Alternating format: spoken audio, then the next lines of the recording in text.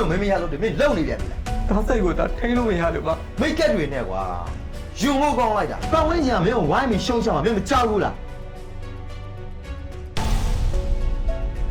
ဟေးဒီကမေးဒီမှာကြောက်ရှာရှာ နေမစိုးတယ်ဟာတူတော့ဘူး ယောက်ျားလေးနှစ်ယောက်နဲ့နေတဲ့အိမ်မှာမိန်းကလေးတစ်ယောက်လာနေလို့ဆိုတော့ဘယ်လိုမှမဖြစ်နိုင်ဘူးပြရစမ်း ။ငါညီကိုအချောက်ဆက်ပြီးပြီငါ့ကိုကျေးဇူးဆက်တာပေါ့လေ ကိုကြီးတူအဲ့လောက်မသိချက်ပါနဲ့လားကိုကြီးရယ်ဒါသူ့ရဲ့ဖြစ်တည်မှုလေ တားရဘွားလေလောင်ရင်လည်းငှက်တဲ့သိုးရဲ့ ။ပြီးစားငါဆက်တဲ့တူးရက်ပဲရာ ဒီလူပေါင်းတိုင်ဝမ်ကနေ wifi ချင်းခံထားတဲ့လို့လား ။မင်းကွာ ကိုကသူ့ကိုရှက်တယ်ဆိုမှတော့ကိုနားတယ်ပြီးတော့